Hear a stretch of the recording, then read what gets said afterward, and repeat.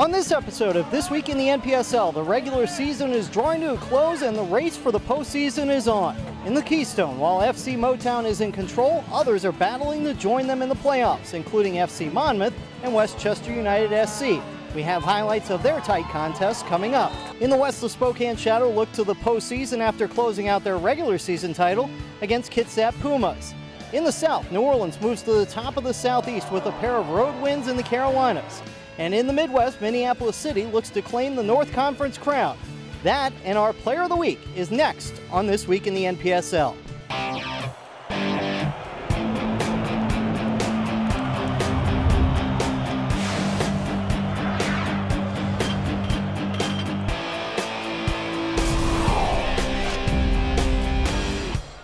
Welcome to This Week in the NPSL. I'm your host, Paul Boron, from Atlanta, Georgia, home of the Atlanta Silverbacks, who, as we go into the final week of the regular season, are right in the middle of the Southeast playoff hunt. We'll have more on them later in the show. But we're going to start in the Keystone. And like Atlanta, Westchester United Soccer Club is in third place in their conference. This weekend they played a team that is trying to lock down a playoff spot in FC Monmouth. Early chance for Westchester United with a shot, but Scott Weigel able to make the save. Then it is Jordan Sailing with an interception and delivery into the box for Vincenzo Puglisi, who volleys it over the goal. Again, Westchester United with action on the left side going into the box, but Weigel comes up with another save.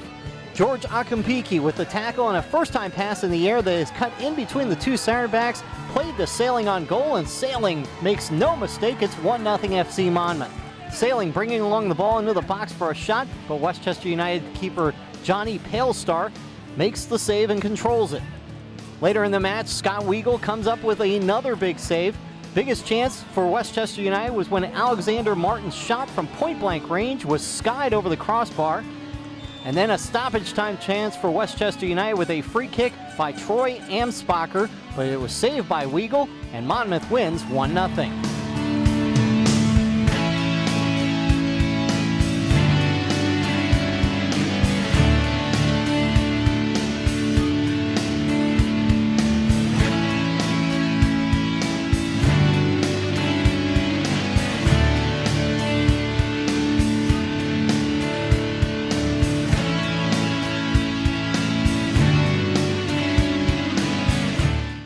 Virginia Beach City getting the win on Sunday, but they are looking up at FC Baltimore, who got 5 goals from Joshua Fowall in that 13-0 drubbing of Legacy 76. The Brooklyn Italians got a hat trick from Thomas Suchecki in their win that moves them into second in the North Atlantic.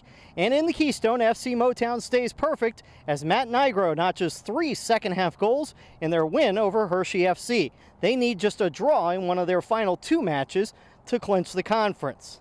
Later in the show, we will head back to the Northeast and check in on our Player of the Week, who is trying to get his team into the postseason. But when we come back, we will travel west to look in on the Northwest regular season champs and set the stage for the playoffs, which are already underway. Keep up to date on the NPSL with scores, stats, schedules, and exclusive content on the brand new NPSL.com.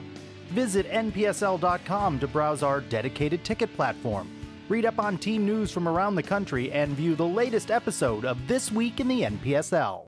We welcome you back to Atlanta, where the battle for Southeast Conference playoff spots is, well, as hot as the temperatures here in Atlanta.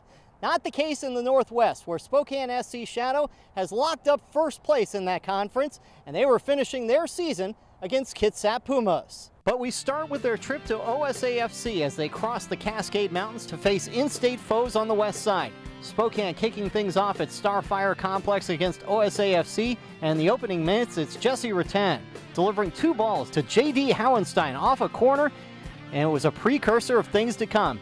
In the 9th minute, Howenstein beats the keeper, and it's 1-0 for the Shadow.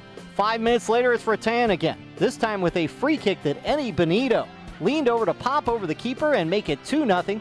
Center back and captain Spencer Wolf strikes a perfect ball to Benito later in the match, who makes a great play to set up a chance with a bicycle kick, but the Shadow would have to settle for a 2-1 halftime lead, and that would be how it ended. The next evening in Bremerton on Cancer Awareness Night for the Pumas, the Shadow looking to finish off an unbeaten season in the Northwest.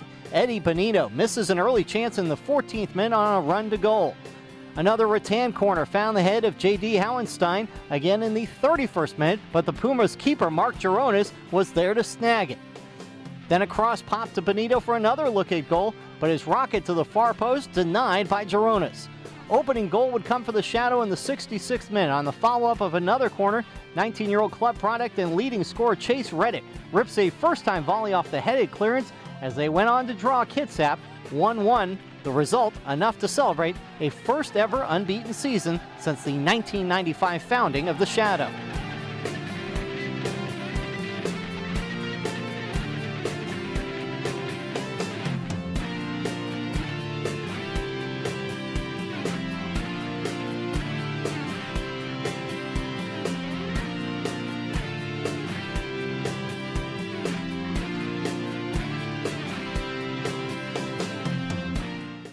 So the regular season has come to a close out west and the playoffs are already underway. You saw the score as Jonathan Bryant got a 7th-minute goal and Orange County FC gets the 3rd Southwest spot in the full postseason. They are joined by FC Golden State and ASC San Diego. In the Golden State, it is El Farolito, national semifinalist a year ago, CD Aguiluchos, and Sonoma County Sol moving on. And in the Northwest, it's the Shadow and FCM Portland. So that sets up these playoff matches out west. El Farolito hosts Sonoma County Sol, ASC San Diego hosts Orange County FC, and Spokane SC Shadow hosts FCM Portland on Saturday. Then on Sunday, it is FC Golden State hosting CD Aguiluchos. When we come back, we head north for a team that is in charge of their conference and looking to the postseason. Minneapolis City SC highlights are next. Passage is the official ticket provider of the NPSL and powers the league's dedicated ticketing platform. Support live local soccer by visiting tickets.npsl.com to find tickets to NPSL matches near you directly from NPSL teams. If I had told you 10 years ago Atlanta would be one of the hottest soccer moments in the country, would you have believed me? Well, as we welcome you back to This Week in the NPSL on location in Atlanta, where Atlanta United in the MLS draws 50,000 per game. But there's plenty of soccer interest beyond the United, with 2 teams in the NPSL, the Georgia Revolution, who play southeast of downtown, and the Silverbacks, who play here just northeast of downtown. Atlanta is a thriving soccer town, and so is Minneapolis, home to Minneapolis City SC, who have locked up the North Conference title and are looking towards the postseason. Last week, they played 2 matches, starting with their match against VSLT FC. They call it the Green Line Derby after the rail line that connects Minneapolis and St. Paul. The game of inches started by Nick Hutton's massive throw-in. Forward Tim Willis nodded the ball over the line, and despite the last gasp attempted clearance, the linesman made the right call, goal for City. VSLT were dangerous from set pieces all night and saw their corner hit the underside of the bar but pop out. Despite the scrum in the area, they weren't able to put this one away.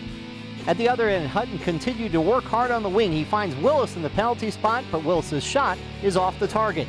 VSLT were able to pull one back in the second half from a corner when Ian Smith on the line was unable to keep the ball out, but Max Kent was. VSLT was already celebrating the goal, but Kent flew in like Superman to clear it off the line. The chances were there for both teams. Justin Oliver's great run stopped by a sensational kick save, and it seemed like this would end up 1-1.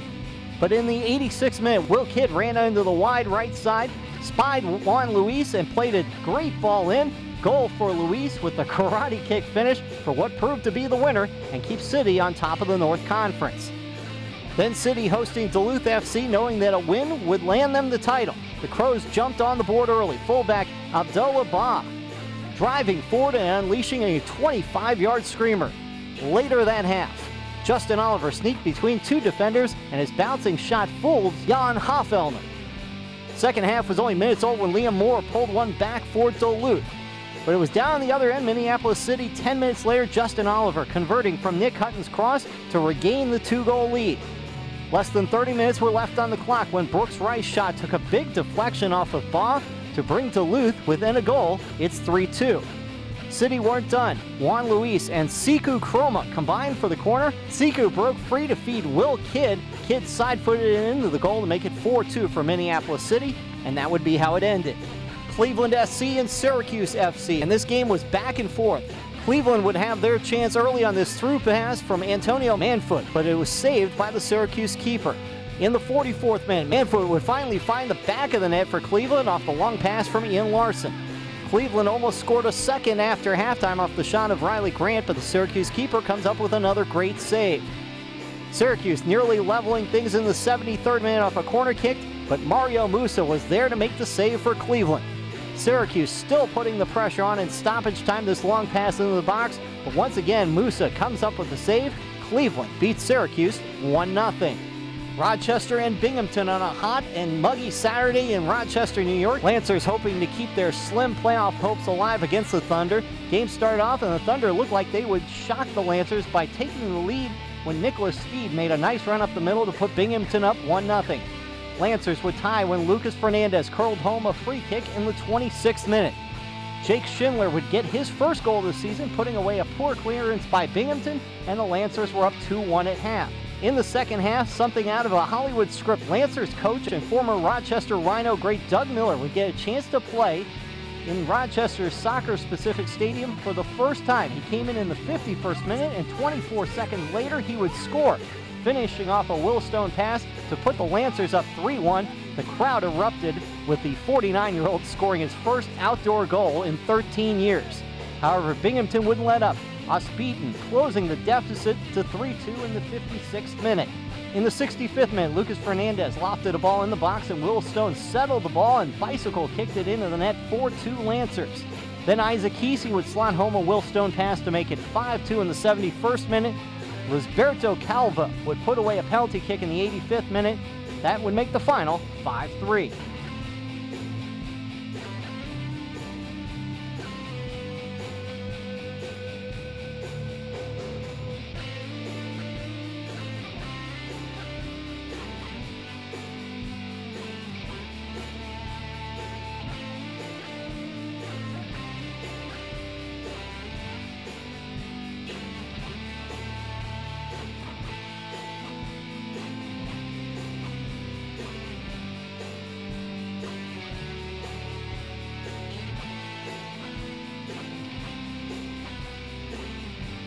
Damani Kamara registered a hat trick for FC Columbus in that 9-0 win that has them sitting in third in the Great Lakes Conference. Cleveland SC is actually ahead on points, but they have played one more match than Erie Commodores FC. They meet Saturday night in Erie. And in the north, Med City FC visits Duluth Friday night, with Duluth needing a draw to punch their ticket to the playoffs. The Midwest is also the home to this week's Game of the Week as AFC Ann Arbor wraps up a Great Lakes Championship against FC Indiana, looking for their first win. When we come back, we will go south, where New Orleans traveled to the Carolinas for the first time ever and came home with 6 points. Keep up to date on the NPSL with scores, stats, schedules, and exclusive content on the brand new NPSL.com. Visit NPSL.com to browse our dedicated ticket platform, read up on team news from around the country, and view the latest episode of This Week in the NPSL. Welcome back to Atlanta and Silverbacks Park, where the home-standing team will play 3 matches in the final 4 days of the season as they look to lock up a home match right back here at Silverbacks Park once the playoffs get underway next week.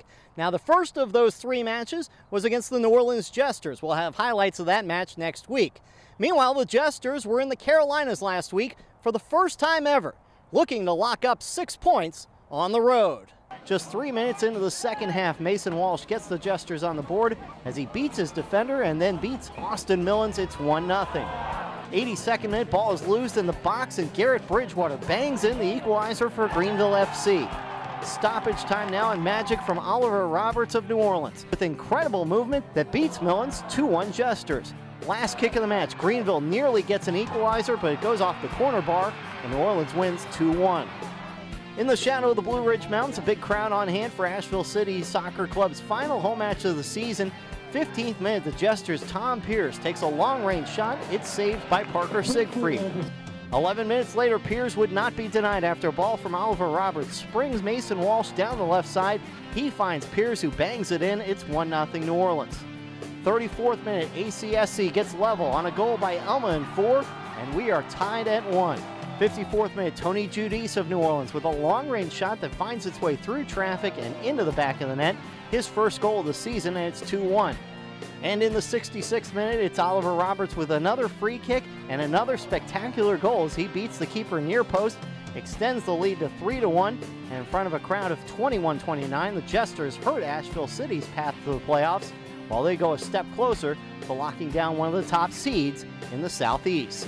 To our game of the week, Saturday night in Chattanooga as FC hosted Greenville FC. Greenville on the move. CFC defender Everson Lima makes the nice tackle to turn them away.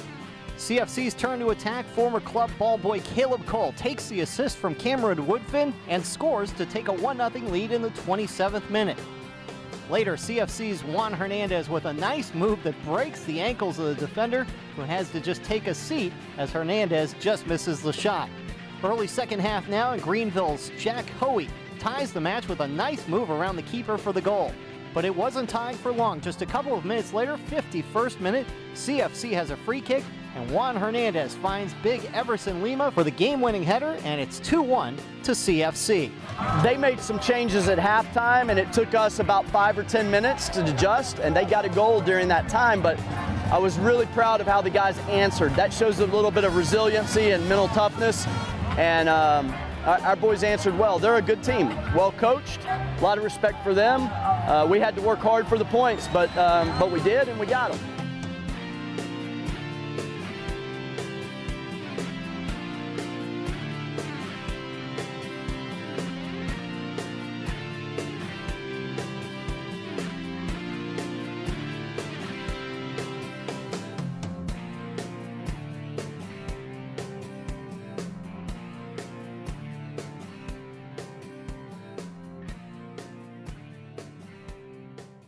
The beat goes on for Laredo Heat SC as Rodave Murray and Gabriel Rodriguez each registered 2 goals in their 6-0 win as they stay perfect and on their way to the regular season crown.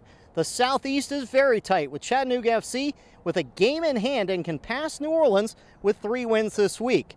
In the Heartland, FC Wichita has clinched the top spot and St. Louis Club Atletico has clinched the 4 seed. It is just a matter of who will be the 2 and 3 seeds between Tulsa Athletic and Little Rock Rangers. And in the Sunshine, still plenty to be determined as to who will get the top seed and the bye, and who will finish 2nd and 3rd for those final 2 playoff spots. And before we wrap up the regular season, it's time to check in with our Player of the Week. And it is Fabrice Dogby of Rhode Island Reds FC. The forward is having his best NPSL season to date, and he punctuated it with a hat trick that brought his side back from a 2-0 hole against Hartford City FC en route to 10 goals in 4 matches and our Player of the Week honors. We will see if Fabrice was able to push his team into the playoffs when we go back into the studio next week and get you set for the first full weekend of playoff action. That's when we return next week on This Week in the NPSL.